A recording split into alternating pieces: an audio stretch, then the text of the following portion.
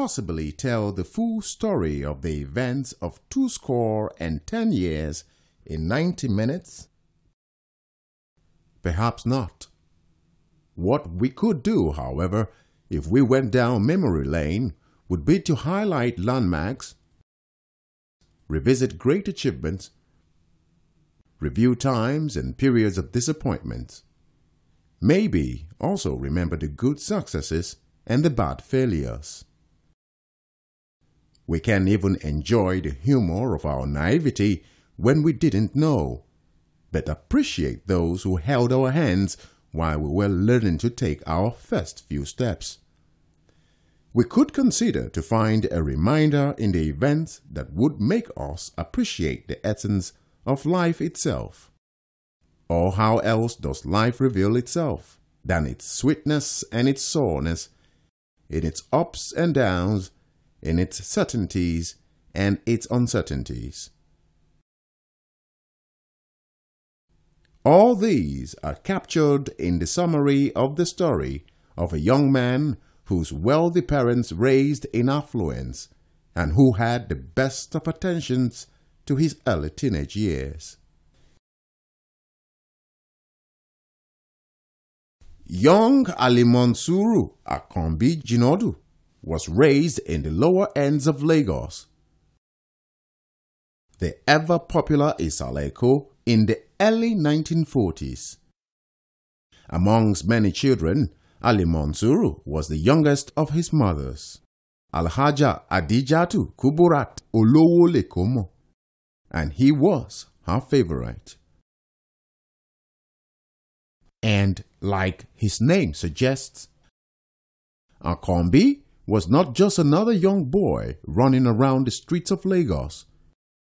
He was a rare gift to his aged mother, the son of her old age. When I was a Muslim little boy, my mother used to make me special outfit for the Eid al-Fitr prayers. New. Everything never been worn before. By nature of pampering and all what mom did with him, because mom was just pampering him and used everybody to work for him like a slave. Then before the actual festival, she'll buy me new shoes, new pair of shoes, brand new. But I will be so much in love with those shoes. On the day of the prayer, I will carry the shoes in my hand and walk barefoot because I didn't want the shoes to get dirty. Despite the volume of love and affection showered on Monsuru, there was a problem. His father was blessed with 5 wives. His mother was the favorite. So if it became difficult to hurt the strong woman, her son would bear the brunt. I've been chased by physical and spiritual, visible and invisible enemies all my youth. One day my mother told me, if they call your name in the dream, don't answer. I said, how do I know what I'm doing in my dream? At about the age of 14, Akombi was to go outside the shores of Nigeria to train and to become a medical doctor, an adventure that was to bring him into an encounter that will totally change the course of his life. And all the witchcraft they attempted to use to kill me in my dreams didn't work. They said they were going to kidnap me and throw me into a well, alive. That's why I came to England in 1957. What was life like as young Paul Jinodu began to emerge into a new life? What was it like? At my conversion, as you know, I met the Lord and He appeared to me in a vision. That's when I gave my life to Christ. So in those days, Christianity for me was with the passion that Jesus died yesterday, rose again today and is coming back tomorrow. There was a sense of urgency to live for today because Christ could come at any time, or he could ask you to come and meet him anytime. In 1962, Ali Mansuru, who had become Paul at about 7 months earlier, started a journey which today has lasted 50 years. It is those years that we join to celebrate. I didn't think if I gave up anything for Christ, my future will be blighted. Although his siblings may not have known, Akombi, who, like the biblical Joseph, the son of Israel, and who also was the 11th of his father's 12 children, had known from his youth that God was with him. Now, this happened in England. He just said something about his special dream he had, that most of the family was like looking at him, but they cannot touch him.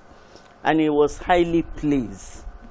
And we have doctors, we have engineers, we have so many, nurses among our family. And we were just wondering, what's he saying, But just to find myself that even I remember the inauguration day when we have to bow, and it was like, I was saying, Lord Almighty, look at it. It was like yesterday that I could remember all the dreams and things. When we asked where the boldness came from as to going into ministry work that early in his life, Brother Paul said, boldness is hearing God say, go out into all the world and preach the gospel. And if you love somebody, you obey. In fact, if Jesus didn't call me, I would have called myself and then tell him afterwards, I've joined your group. Such was the level of conviction that accompanied young Paul's conversion. And this was to become even more evident in later years. That behind the serene look on young Paul Ginodu's face was a restless mind, a heart yearning for knowledge, wanting to know and desiring to go.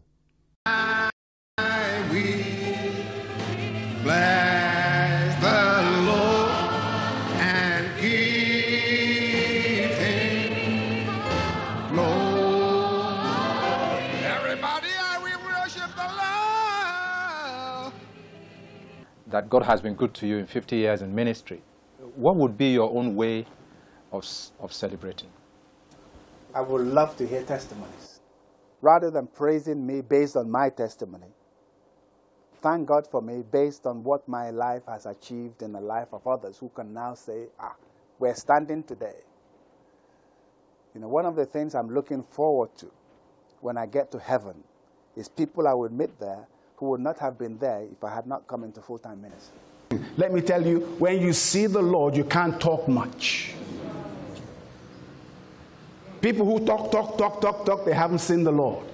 I have heard of you, Job says, and with the hearing of the hearer. And now my eyes see thee, I have bore myself, and I fall down in dust and ashes. As we say in the song, I honor you right now. Honor you right.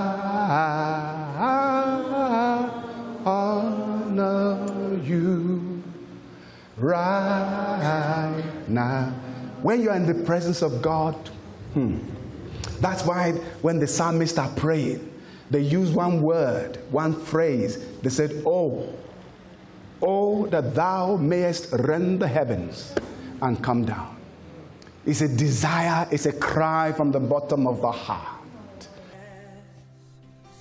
As you see this to the end, what would you too like to say to Brother Paul? Well, from all of us here who have been involved in this production, we cherish you, Brother Paul. You are a special gift from God to our generation. Thank you for loving the Lord. Thank you for serving the Lord faithfully. And thank you for being our living epistle.